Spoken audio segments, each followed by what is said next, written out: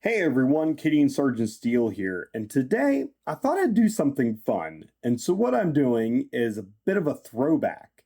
Here is a 1,000 point starter list that you could build a force off of that's actually based on an old detachment from a previous edition.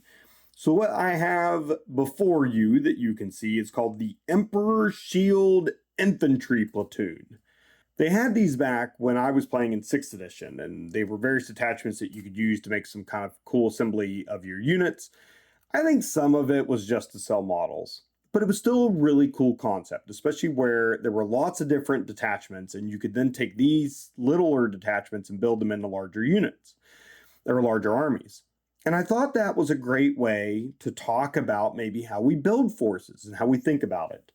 I've obviously done a 1,000 point starter armored video from the beginning of 10th edition, and now we're about a third of the way through the edition as of the recording of this video, just pre-codex drop, and I thought it might be fun to explore some other ways to build starter armies that aren't just the starter boxes. And this is one of them that came to mind. And there's actually several others I'm going to want to cover here on the channel, and I'll get to those in due time. Now, provided, please remember rules change, points change. So this is 1,000 points today. These are the unit rules today. And moreover, I'm not going to get into the specifics. I'm going to get into the general concept and why, as a concept, as an overall strategy, this might not be a bad list to try out, and you may have a lot of fun with it. So let's dive into it. So what do we have? And I've built this almost a little bit of liberty on my own part, almost just like they wanted you to build it back in 6th edition. So what we have 5 squads worth of infantry. So there are 50 infantry models on the table, just regular infantry. What I might recommend is, because we're going to have limited orders, and I'll talk about that in a moment, is maybe stacking these so that you have a 20-man blob, a 20-man blob, and a 10-man blob. Doing it that way because you're going to have limited orders. Then for your leadership, you're going to have a Castellan and a Cadian command squad. I would recommend attaching one or both of these to the 20-man units, particularly one that you may want to keep in your mid to backfield. That would be the best way to do it. And also take Grand Strategist on your Castellan so you can dish out more orders.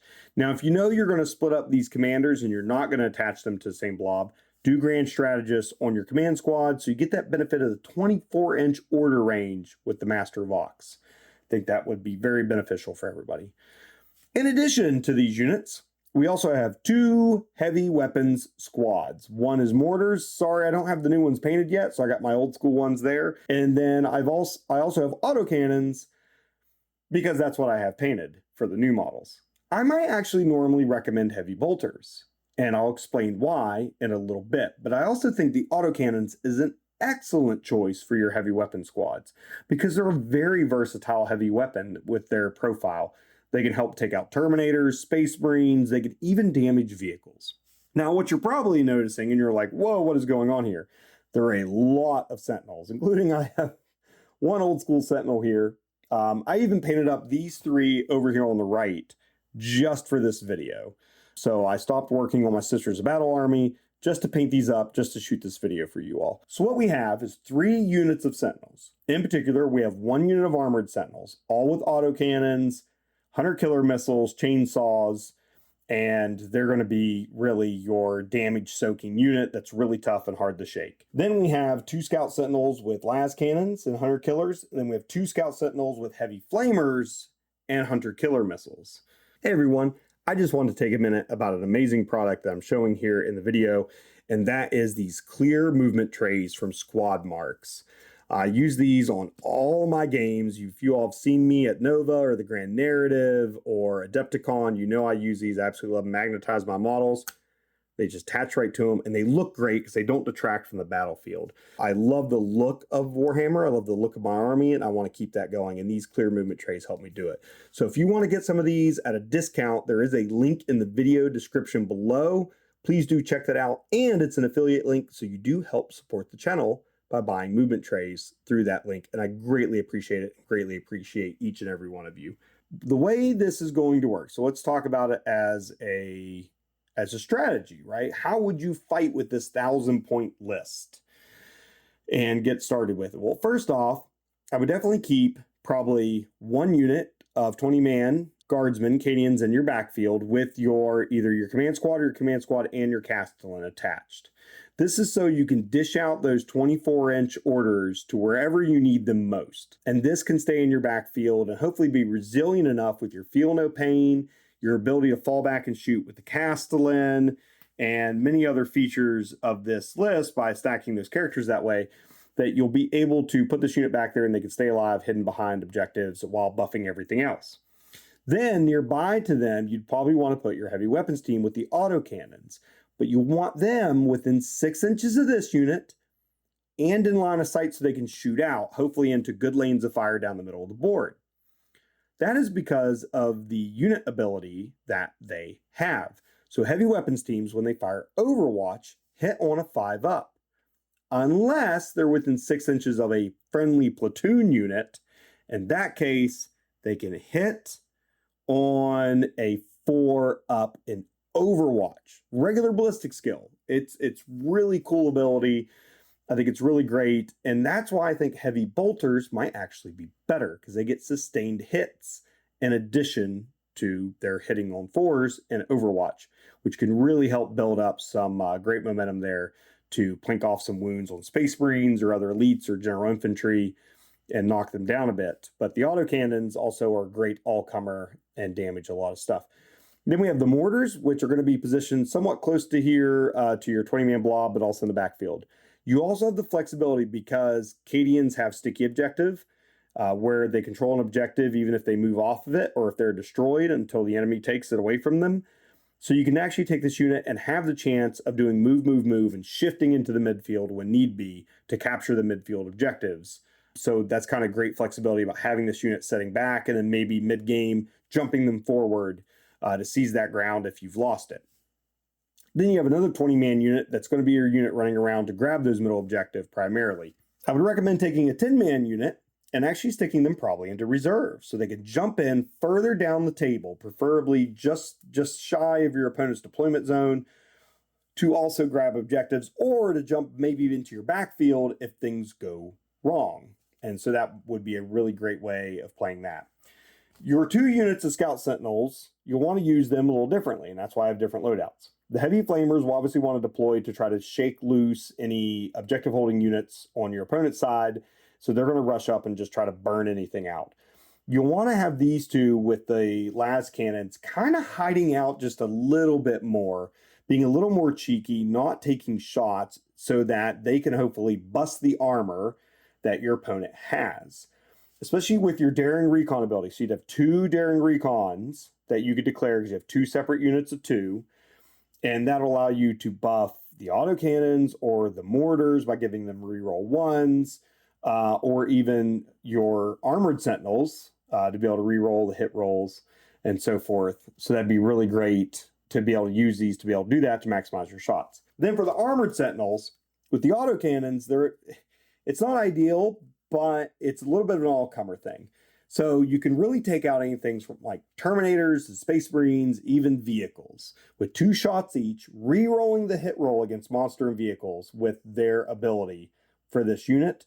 That's really good. So you guarantee those hits, and then you can roll to wound, and you have a fair chance of wounding with that strength 9, which I think is really, really good. With the Hunter Killer missiles, you're only going to get 1 shot. So this is also the unit you're probably going to want to use your grand strategy or your reinforcement stratagem on to be able to bring them back after they're destroyed. Especially if they're as resilient as these are, right? You got 3 in the unit. They get higher toughness, better save. They're really going to stick around. And then your opponent takes them out finally. They feel relieved, and you just bring them back for 2 command points. Your opponent's going to let out a really, really heavy sigh. So overall, just generally at 1,000 points, this actually has decent workability. It's got some resiliency with the Sentinels. Sentinels will stick around in your game, especially when you start bringing them in numbers like this really well. You can resurrect them if need be. So if you have a particular need, like the las cannons or the heavy flamers or the autocannons, you can just spend your 2 CP to bring those back. You also I might recommend bringing flamers and melta-guns or plasma guns and melta-guns in your squads of infantry.